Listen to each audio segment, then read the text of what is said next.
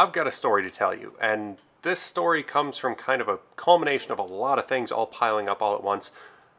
To start off, I noticed that I'm getting a bit of a backlog of videos that I have filmed and haven't edited and uploaded, and some of that results because I wasn't able to finish off the video how I wanted, so now I've got to try and go back and get, one little clip to make it perfect, or things along those lines where it's almost ready, it's almost good enough, but it would be better with, a little clip of what I was working on at the very end or something, or something all fixed up. And I was talking with a friend about failure and what failure really is, and the fact that what we view as a failure, like for me, I start filming a video and I get something halfway apart and I'm like, oh man, this is not the problem I thought it was. I'm going to have to completely change gears. In the past, I would view that as a failure because it's like, well, now I can't upload this video with me introducing this as, a certain problem when it ends up to be something completely different. But that's not a failure. That's just part of life. We have to change gears. We have to keep moving forward and growing. Like if we're not improving our knowledge and our lives, what are we doing? So anyways, that's the why you're seeing this. Now here's the what.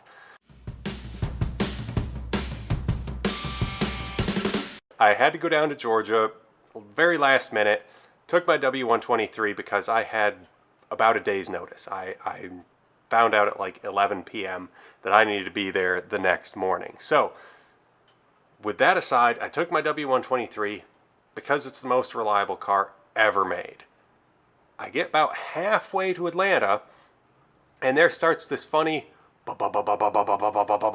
noise that sounds like, I don't know, a lump in a tire, or the noise when you're about to blow a tire out, like there's a bulge in it or something.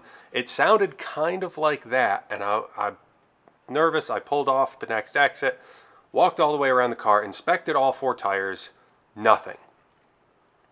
I wiggled all the wheels, see if there was a loose wheel bearing or something, nothing. So I got back on the highway, no sound, for a mile. Then, and then the whole car started to vibrate. You could feel it coming from the back, and I thought, well, am I losing the flex disc on the drive shaft of the W-123? Is there something that's going to come apart and strand me? I didn't know. I pulled off at the next exit, checked everything again. Everything looks fine. All the wheels are tight, all the brake rotors, everything looks good. Everything is fine. So I decide I'm going to get off the highway. I'm going to take back roads to where I'm going. So I get off the highway, driving down back roads, going 55 instead of 75. No problem. Car's smooth and fantastic. So I don't know. I get to where I'm going, get the car up in the air, take a look underneath, see that doesn't look like there's anything wrong at a first glance. So I do what I need to do in Atlanta and then drive myself back home, except by this time it's getting late at night. So it's about 9 o'clock at night.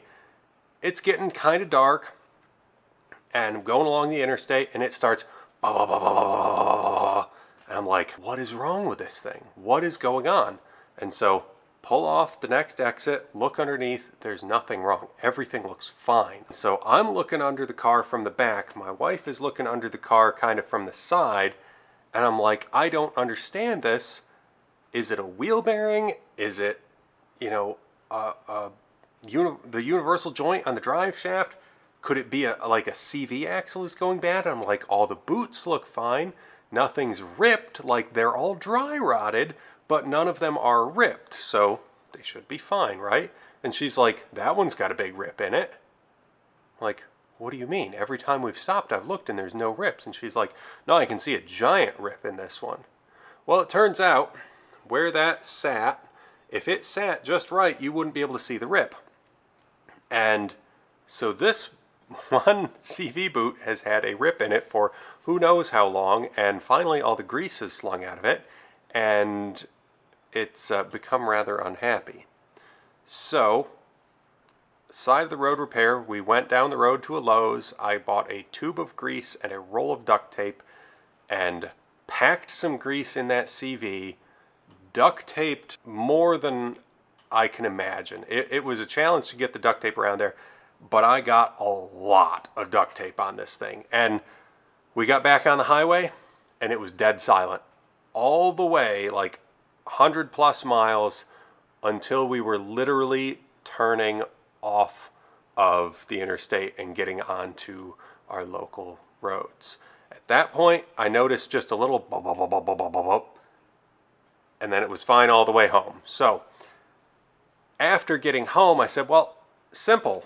I've got this CV boot gun that I've been dying to try out, and I've got the boots and everything because I knew they were dry rotted. I knew I'd need to do them at some point. So I said, well, perfect. I will make a video on changing the CV boots without pulling the axles out because I'm pretty confident there's space to do it. And so I take the back end of the car apart. I pull out so that I can slide the CV out of the, what would it be, I guess spindle, the wheel end of it, slide it out and snake it over, pull the brake caliper off so that I could snake it over out of the way. I'm still pretty confident that there is room to get this gun in there and replace those boots without dropping the axles out.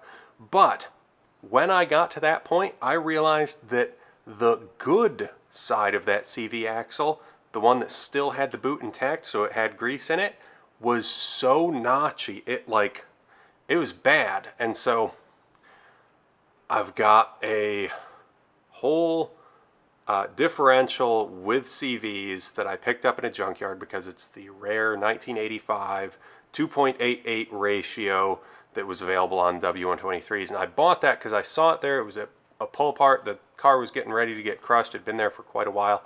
And so I just tried to salvage anything I could off of the car, and it was a 1985 with that rare 288 diff. So I got the thing dirt cheap, and I was like, some point I'll put this in the blue car and talk about all that, and I guess we're going to get to that.